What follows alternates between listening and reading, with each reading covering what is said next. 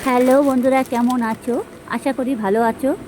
আজকে ডাল দিয়ে মুরগির গিলে কিভাবে করবেন সেটা দেখে নিন। পুরোপুরি ভিডিওটা দেখবেন, টেনে টেনে দেখবেন না, তাহলে কিছুই বুঝতে পারবেন না। দেখতেই পাচ্ছ এক ধরনের এটা খেসারির ডাল মানে খেসারির ডালের মতন দেখতে লাগছে, কিন্তু খেসারির ডাল না এটা অবশ্য। এটা এক ধরনের মানে মোটা মোটা ডাল, যেটি হোক অনেক দূর থেকে নিয়ে এসেছে। এবার সেই ডালগুলো আমি ভিজিয়ে রেখেছি কিছুক্ষণের জন্য। দেখতেই পাচ্ছ এই ডালটা ভিজিয়ে রাখতে হবে 10-15 মিনিট। ভিজিয়ে রাখলে ডালের খোসাটা দেখতেই পাচ্ছ, এই যে খোসা ছেড়ে দেবে। আর একটু চটকে নেবো, নিয়ে ধুয়ে নিলে ডালের খোসাগুলো পুরোপুরি বেরিয়ে যাবে। আর ডালগুলো ভালো করে ধুয়ে নিতে হবে তখন একটু। যাই হোক, আমি অনেকটা মানে হালকাভাবে একটু চটকিয়েছিলাম ডালটাকে, কিন্তু ডালটা আমি পুরো ভিজিয়ে রেখেছিলাম 10 মিনিট ধরে। ডালটা ভিজিয়ে রাখতে হবে। এবার আমি দেখতেই পাচ্ছি এখানে মুরগির গিলে নিয়ে নিয়েছি। এই যে মুরগির গিলে নিয়ে নিয়েছি। মুরগির গিলে দিয়ে আর এই ডাল দিয়ে রান্না করতে হবে। অবশ্য মাংস দিলেও হয়, না দিলেও হয়, কিন্তু গিলে দিলে বেশি ভালো লাগে। মুরগির যে কচকুচে যে গিলেটা, সেটাই দিয়ে দিয়েছি। যাই হোক, এবার ডালটাকে আমি ভালো করে ধুয়ে নেব। আমি কলে নিয়ে যাচ্ছি, ডালটাকে ভালো করে ধুয়ে নিয়ে আসি। এবার ভালো করে ধুয়ে নিয়েছি, তাও কিছু 2-1টা ডালের মধ্যে কালো কালো আছে, এগুলো ধুয়ে নিতে হবে। এই দেখো এইভাবে ধুয়ে খোসা ছাড়িয়ে নিতে হবে। এই যে খোসা ছাড়িয়ে নিতে হবে একটা করে। এই বেরোয় যাচ্ছে, দেখতেই পাচ্ছ। এই যে ডালের এই খোসাগুলো ছাড়িয়ে নিতে হবে। অনেক খোসা ছাড়িয়ে ফেলেছি অবশ্য। এই যে এবার মানে এটাকে ভালো করে চটকে ধুয়ে নিলে খোসাগুলো ছেড়ে দেবে। অনেক খোসা ছিল, বেরিয়ে গেছে। যাই হোক, এটুকু তো আর অসুবিধা হবে না। আমি আর বেশিক্ষণ ধুচ্ছি না, যেতে হোক আমার হাতে টাইম নেই। আর এই গিলেগুলো ভালো করে আমি একটু ছোট ছোট করে কেটে নেব। অনেকটা বড় বড় আছে, এই যে অনেকটা বড় বড় আছে, একটু ছোট করে কেটে নিতে হবে। এবার আমি এখানে নিয়ে নিয়েছি একটা পেঁয়াজ, একটা টমেটো, একখানা লঙ্কা, একটু আদা কুচি, একটু রসুন কুচি। এবার আমি কড়াই বসিয়ে দিয়ে দিয়েছি। কড়াইটাকে ভালো করে গরম করে নিতে হবে। অলরেডি মাংসতে যেরকম মশলা দেবেন এই গিলেতে সেরকম মশলা অবশ্য দিতে হবে। এবার আমি তেল দিয়ে দিচ্ছি কড়াইয়ের ভিতরে। কড়াইটা গরম হয়ে গেছে, আমি তেলটাকে ঢেলে দিলাম। অলরেডি তেল দেওয়া হয়ে গেছে, তেলটাকে ভালো করে গরম করে নিতে হবে। নিয়ে আমি অবশ্য গোটা জিরে ফোড়ন দেবো। আপনারা চাইলে দিতে পারো, অবশ্য জিরে ফোড়নটা দিলে পরে তরকারি টেস্টি অন্যরকম লাগে, ভালো লাগে আর কি। যাই হোক, আমি এখন গোটা জিরে দিয়ে দিলাম তেলের মধ্যে গোটা জিরে দিয়ে এবার আমি আদা কুচি আর রসুন কুচি যেটুকু রেখেছিলাম সেটাকে আমি তেলের মধ্যে দিয়ে দিয়েছি। বেশি দেওয়ার দরকার নেই, অল্প অল্প করে দিলেও হবে, যেটি হোক আমার অল্প একটু। এবার এটাকে ভালো করে ভেজে নিতে হবে। অলরেডি মশলাটা, আদা রসুনটাকে ভালো করে ভেজে নিতে হবে। আপনারা চাইলে যদি মনে করো ঘষে নেবেন, নাহলে বেটে নিলে নেবেন। এবার টমেটো আর পেঁয়াজটা আর একটা কাঁচা লঙ্কা আমি দিয়ে দিচ্ছি। যেটি হোক ডাল দিচ্ছি তো, যে কারণে হোক আমি বেশি লঙ্কা দেবো না। লঙ্কাটা বেশি দিলে পরে কী হবে, তখন মানে অসুবিধা হয়ে যাবে। লঙ্কা বেশি দিলে, লঙ্কা বেশি দেওয়া যাবে না। লঙ্কা বেশি দিলে ঝাল হয়ে যাবে, অতিরিক্ত কম খাওয়া যাবে না। যেমন ডালের নিয়ম মতন যেমন ঝাল দেওয়া হয় আর কি, তেমন বুঝে দিতে হবে, যে বেশি ঝাল না হয়ে যায়। যাই হোক, এটাকে আমি ভালো করে ভেজে নেব। অলরেডি ভালো করে ভাজা ভাজা করে লাল লাল করে ভেজে নিতে হবে। অলরেডি হবে না, দেখেছো, এটাকে ভালো করে ভেজে নিতে হবে। এবার আমি দিয়ে দেব লঙ্কার গুঁড়ো, দেবো হলুদ গুঁড়ো, দিলাম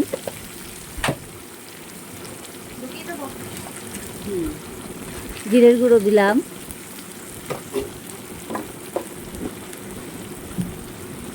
লবণ দিয়ে দিচ্ছি। লবণটা একটু বুঝে দেবেন, লবণ দিয়ে দিলাম। এবার এটাকে ভালো করে নাড়াচাড়া দিয়ে নেবো। যেটিও তেলের মধ্যে মশলা দিলে পরে কী হবে, মানে মশলাটা পুরো ভাজা হয়ে যাবে আর তরকারিটা টেস্টি লাগে ভালো। যেটিও কাঁচা মশলা দিলে পরে কাঁচা গন্ধ ভাবটা সেটা যায় না। ভাজা মশলার গন্ধটা একরকম আর কাঁচা মশলার গন্ধ একরকম। যাই হোক, এটাকে আমি ভালো করে ভেজে নেব। এটাকে অলরেডি ভালোভাবে ভাজা ভাজা করে নিতে হবে। একটু নাড়তে হবে ভালোভাবে। টমেটোগুলো পুরো ঘুটে যাবে একদম পুরো, বুঝতেই পারছো।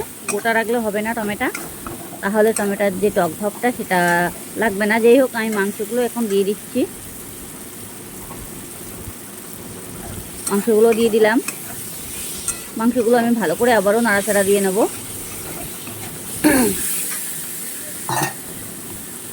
মাংসগুলো ভালো করে কষাই করতে হবে, যেমন মাংস রান্না করা হয় এমনভাবে সুন্দরভাবে কষাই করে নিতে হবে। আমি একটু লঙ্কার গুঁড়ো দিয়ে দিচ্ছি। এতে হোক আমি 1 পিস কাঁচা লঙ্কা দিয়েছিলাম, তার জন্য আমি একটু লঙ্কার গুঁড়ো দিয়ে দিলাম। এবার হালকা পরিমাণে একটু চিনি দিয়ে দেবো। এই দেখো চিনিটা দিয়ে দিলাম। এতে হোক এটার ভিতরে আমি ডাল দেবো, তো যার জন্য চিনিটা দিয়ে দিয়েছি।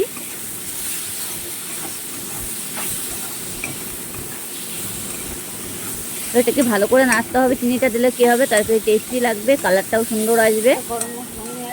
আর এটা সুন্দর করে ভাজে নিতে হবে, একদম পুরো ভাজা ভাজা করে। মানে এত সুন্দরভাবে ভাজতে হবে, পুরো মাংসটা পুরো সিদ্ধ হয়ে যাওয়ার মতন অবস্থা। দেখতেই পাচ্ছ আমার এমনিতে অলরেডি মানে ভাজা হয়েও গেছে।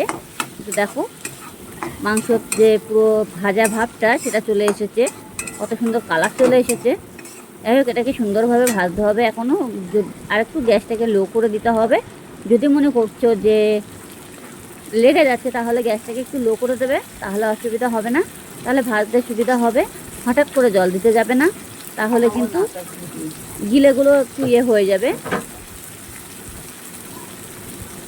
যাই হোক দেখো আমি কত সুন্দরভাবে ভেজে নিলাম।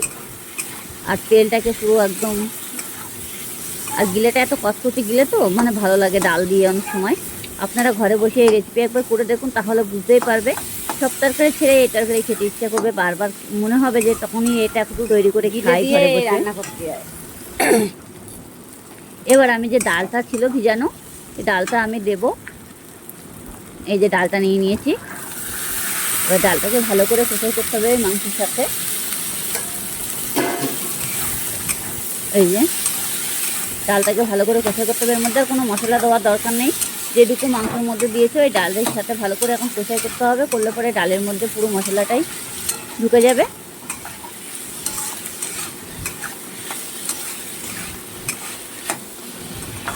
এটা এখন ভালোভাবে নাড়াচাড়া দিতে হবে, যাতে ডালটা কোনোভাবে তলায় না লেগে যায়, সেটুকু একটু খেয়াল রাখতে হবে।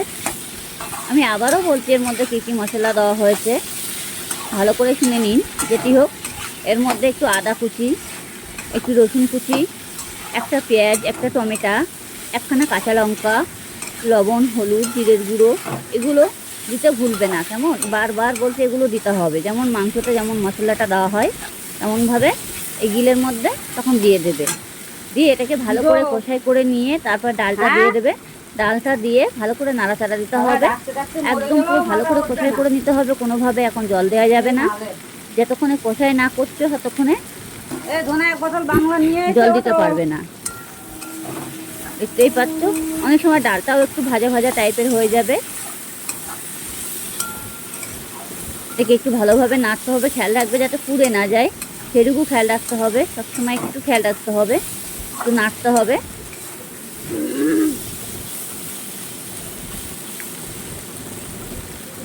আর হালকাভাবে পাতিয়ে পাতিয়ে দিতে হবে, ডালটাও যাতে মানে ভাজা ভাজা হয়ে যায়।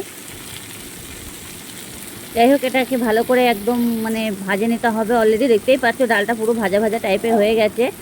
এবার আমি হালকা করে জল দিতে হবে। আপনারা চাইলে জলটা গরম করেও দিতে পারো, না হলে ঠান্ডা জল দিলেও দিতে পারো, কোনো অসুবিধা নেই। যেটি হোক আমি ঠান্ডা জলটা দেবো। যেটি হোক কেন ঠান্ডা জলটা দেবো, আমি প্রেসারে দিয়ে দেবো, যার জন্য আমি ঠান্ডা জলটা দেবো।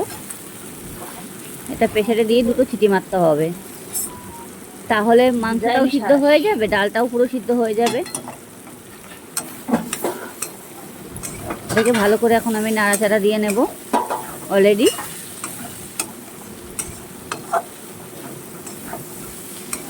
কয়টা লাগবে,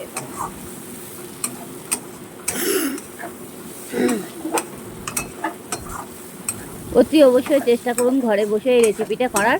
সব তরকারি ছেড়ে তখন এই তরকারি খেতে ইচ্ছা করবে, এত টেস্টি হয় এই তরকারিটা বলার মতো না। যাই হোক এবার আমি জল নিয়ে নিয়েছি, আমি জলটা দিয়ে দিচ্ছি। জলটা বেশি দেওয়া যাবে না, আমি প্রেসারে দেবো তো, যার জন্য জলটা বেশি দেওয়া যাবে না। আর এটা বেশি ঝোল করা যাবে না, একটু মাখা মাখা টাইপের করতে হবে, তাহলে খেতে খুব দারুণ লাগবে।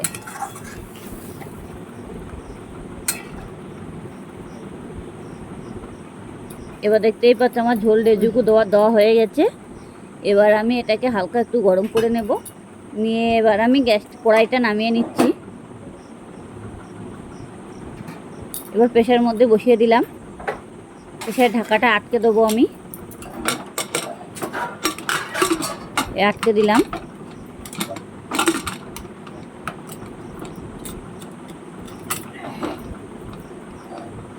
আটকে দিয়েছি। এবার কিছুক্ষণ ফুটে থাকুক। ছিটি মেরে দিল, এই দুখানা ছিটি মারতে হবে।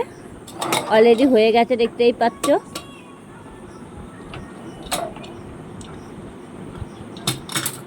এই যে এবার এটা আমি কড়ার মধ্যে নিয়ে নেব। কড়ার মধ্যে নিয়ে এখন এটাকে ভালো করে জাল দিয়ে নিতে হবে। আমি ভালো করে প্রেসার কুকারের মধ্যে একটু ডালটাকে ভালো করে একটু নাড়াচাড়া দিলাম, দেখলাম যে ডালটা পুরো সিদ্ধ হয়ে গেছে। ডালটা একদম। এবার একটু কড়াইতে দিয়ে ফুটাতে হবে, তাহলে ডালটা পুরো গলে হয়ে যাবে। এমনি ডালটা গলে গেছে, ঝোলটা পুরো গাঢ় হয়ে গেছে। এবার আমি কড়াইতে দিয়ে দিয়েছি, দেখতেই পাচ্ছ এরকম। এই গ্যাসটাকে জ্বালিয়ে আমি আবার একটু তরকারিটা ফুটিয়ে নেব।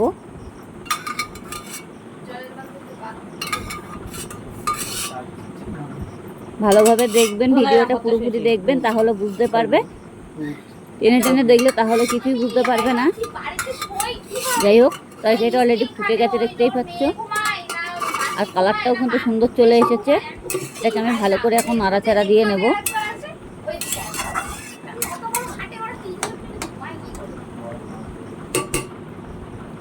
এই যে নাড়াচাড়া দিয়ে নিলাম। মুখে ভাষা কি দিচ্ছে?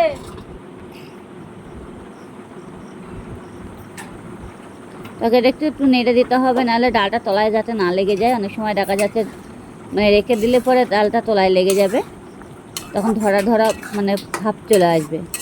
এটা তলায় লাগতে দিলে হবে না।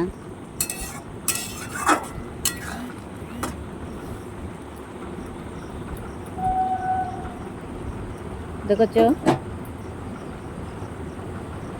আমার ডালটা কিন্তু অলরেডি হয়েও গেছে।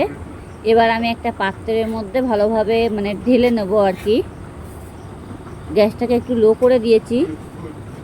আমি একটু হালকা মানে ভাজা মশলা ছিল, এতেও আপনারা চাইলে গরম মশলা দিতে পারো, কোনো অসুবিধে নেই। আমি একটু হালকা ভাজা মশলা দিচ্ছি, জিরে আর মরিচ ভাজা ছিল, সেটা দিয়ে দিয়েছি। এটাকে আমি আবারও একটু নাড়াচাড়া দিয়ে নেব। তরকারিতে ভাজা মশলা দিলে পরে বেশি টেস্টি হয়, খেতেও ভালো লাগে। মানে এত টেস্টি হয়, না খেলে বুঝতেই পারবে না। অবশ্য ভাজা মশলা করা আছে, সেটাই দিয়ে দিয়েছি। অনেক সময় আমাদের ঘরের লোক বেশি মানে গরম মশলা খেতে পারে না, সে কারণে এটাকে দিয়ে ভালো করে আমি একটু নাড়াচাড়া দিতে হবে। এটা ঢাকার কোনো দরকার নেই, এটা ঢাকলে পরে মানে তলায় লেগে যাবে। দেখেছো, আমি আমার ছেলের পাতে একটু দিয়ে দিচ্ছি, যেটি ওকে ভাত খেতে বসেছে, ওকে একটু দেবো। দেখি বলছি যে বাবা তাকে একটু দেখে রাখতো কেমন হয়েছে কিনা। লবণটা দেখতে দিয়েছিলাম, দেখ লবণটা ঠিক আছে নাকি।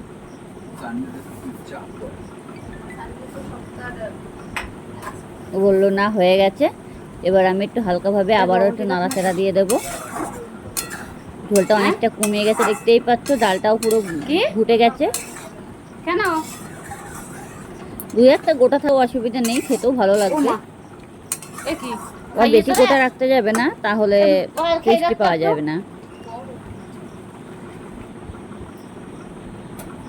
তরকারিটা আমার অলরেডি হয়ে গেছে, গ্যাসটাকে আমি অফ করে দিয়েছি। এবার আমি একটা পাত্রে ঢেলে নেব। এই দেখো পাত্রে ঢেলে নিয়েছি, দেখেছো। ভালো লাগলে লাইক কমেন্ট করতে ভুলবে না, ভিডিওটা সবার কাছে শেয়ার করে দেবে, কেমন।